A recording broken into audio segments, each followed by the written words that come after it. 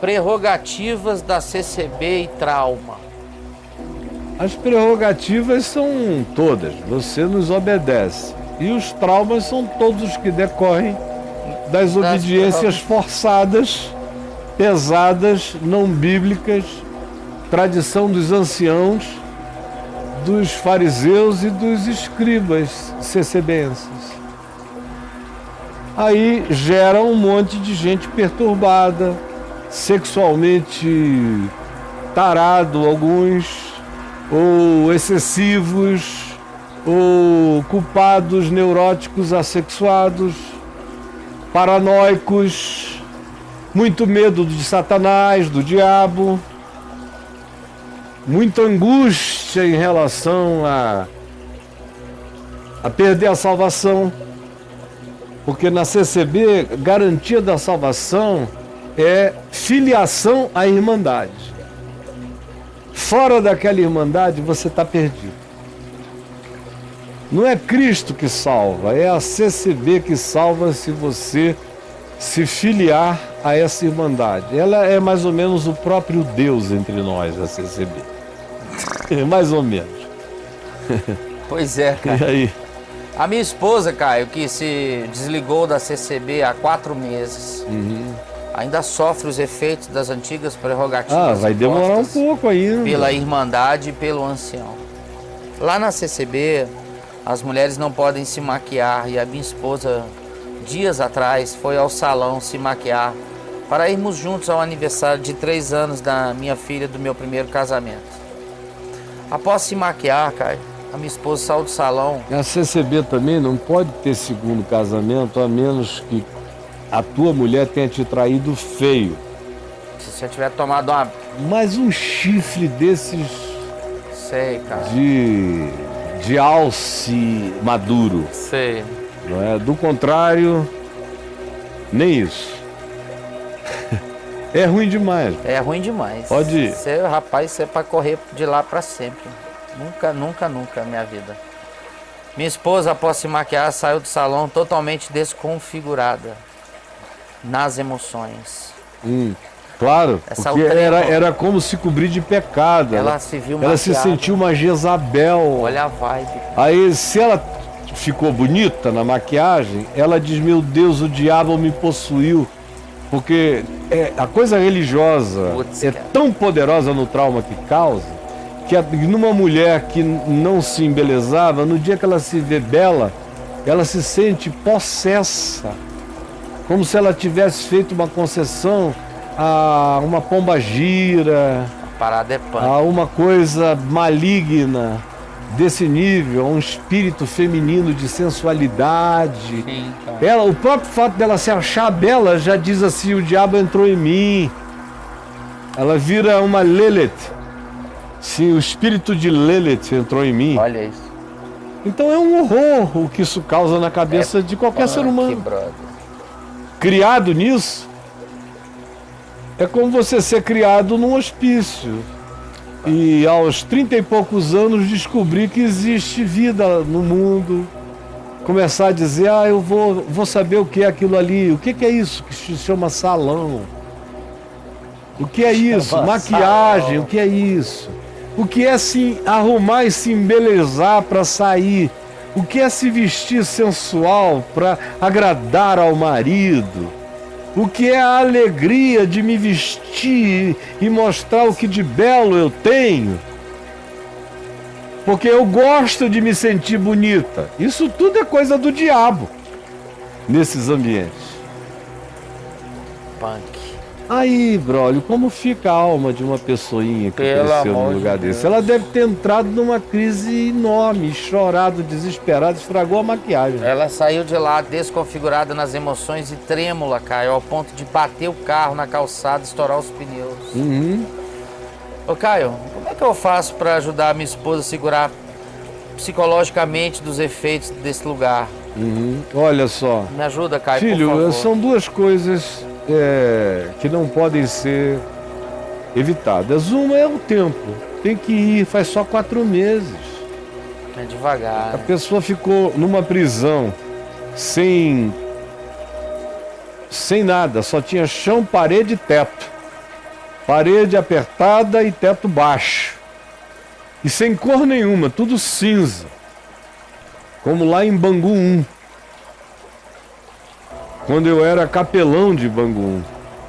E toda vez que o governador, o ministro da Justiça diziam, olha, eleja 3, 4 para serem colocados num presídio de melhor amplidão, que tenha banho de sol, que tenha isso, tenha aquilo, tenha alguma sociabilidade, e eu pegava 3, 4 e levava para um presídio maior, quando soltava eles ali dentro, na prisão ainda, os caras não conseguiam olhar para cima, para o céu, porque caíam, desmaiavam com vertigem. Ficavam semanas se adaptando, andando pelos cantos assim, quando iam para o pátio. Que isso? Eu vi líder do crime, daqueles mais respeitados no meio criminoso, se agarrando pelas paredes. Um dia eu cheguei lá um domingo para visitar os que eu tinha acabado de mudar de Bangu 1 para outro lugar. Chego lá, tá ele assim. Falei, o que foi isso, fulano? Não, reverendo, eu vou cair. Se eu não me agarrar na parede, o céu me derruba. Vertigem, a liberdade, o espaço dá vertigem. O que a mulher dele está sofrendo é do resultado, dos efeitos colaterais do aprisionamento de tantos anos.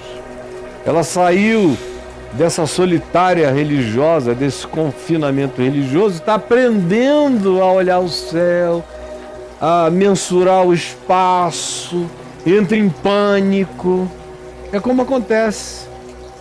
A gente tem um vídeo aqui que eu já mostrei 1 trilhão de vezes. Francês, né? Daquele francês da caixinha, da casinha. Nossa, aquele vídeo é maravilhoso. Que ilustra perfeitamente o estado mental de todo esse pessoal que ficou anos e anos no confinamento da caixinha e que pensam que não tem mais vida nenhuma, a única vida possível existente é dentro daquilo ali.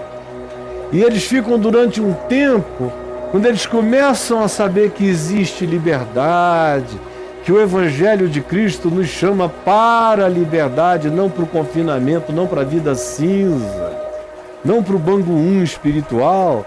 Quando o indivíduo entende isso, começa a ser acordado, olha, chegou a voz do Evangelho, liberdade. Liberdade. Ainda assim, é um processo. O cara começa, tá enfiando o olho aí no papo de graça, primeira fresta de luz. Alguém mandou um videozinho para ele me ouviu, ficou grilado pra caramba, mas nunca mais conseguiu perder o interesse no significado da mensagem que chegou. E aí a gente começa a dizer, olha, isso é uma seta, é um caminho de liberdade. Aproveita, o Evangelho ensina o caminho da saída desse claustro, o chamado para a liberdade da glória dos filhos de Deus, porque Jesus nos chamou para a liberdade, não para a escravidão. Portanto, não nos deixemos colocar em nenhuma casinha, confinamento de escravidão, porque isso é o pastoreio do diabo e não de Cristo Jesus, e não do Evangelho. Da casa aberta, da porta aberta, eu sou a porta. Aquele que entrar por mim será salvo. Entrará e sairá, entrará e sairá. Porque não existe mais dentro e não existe mais fora, só existe passagem para quem me tem como a porta, para quem me tem como pastor das ovelhas. Aí o cara começa a ouvir a palavra, como a gente já viu milhões de vezes aqui. Ele começa a ouvir a palavra e ele vai ganhando cor. A mulher dele está nesse processo de recolorimento, de recoloração. Ela está devagar e vai botando a cara para a luz, vai ganhando cor. Quanto mais o indivíduo mergulha, mais cor ele ganha. Mas ele se percebe diferente, mas não é fácil. Depois de ficar 40 anos, 30 anos dentro da caixinha, o sujeito fica com aquela angústia de voltar. Medo do ambiente da liberdade, medo de não saber o que fazer, sendo livre. Tem gente que tem tanto pânico da liberdade que prefere viver confinado. Aí o cara diz, não, foi uma crise minha, eu vou fazer o seguinte, eu vou trazer isto para dentro do confinamento. Sim. É aquele pessoal que está aqui comigo diz, não, Caio, eu não tenho a coragem de pagar o preço amplo do Evangelho. Então eu vou fazer o seguinte, eu vou fazer da minha casinha uma adaptação da liberdade para a qual Cristo nos chamou.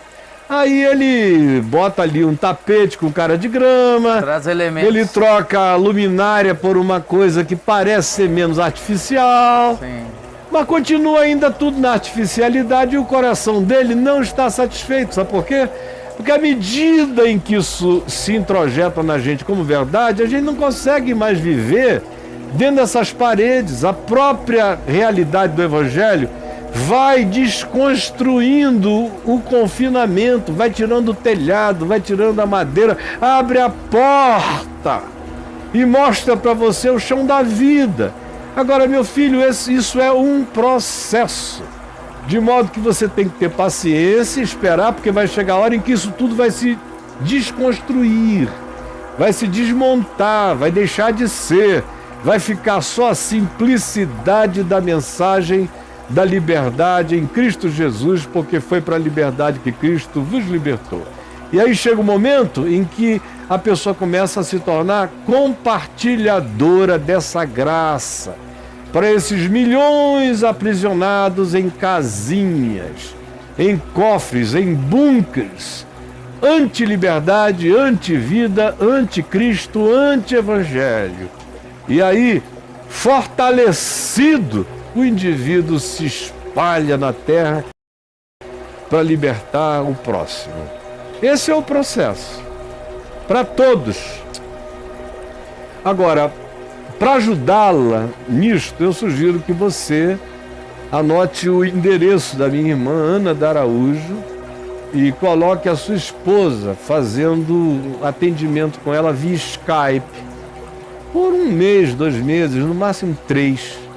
A tua esposa vai estar livre disso, porque a minha irmã nasceu no meio, ela sabe como é que isso funciona na cabeça do crente condicionado, apavorado, e o tipo de aparvalhamento que toma conta da pessoa quando ela começa a querer experimentar o que na cruz Jesus conquistou para nós. Mas a religião sonegou e fez da conquista de Cristo uma oferta do diabo. Essa é a tragédia maior da religião. Ela fez da conquista de Jesus na cruz algo que passa a ser visto como oferta de Satanás ao crente. Jesus paga o preço e a religião diz, não, você tem que continuar andando conforme os nossos ditames, porque quem usufrui isso está seguindo a Satanás. E grande é o pecado dos que atribuem a Satanás a grande libertação de Jesus na cruz. É pecado contra o Espírito Santo dizer que o que Jesus conquistou na cruz não é de Deus. É instrumento do diabo para perverter crentes santarados. Diga isso para sua mulher, mostre esse recorte para ela e faça o que eu estou sugerindo, tá bom, meu filho?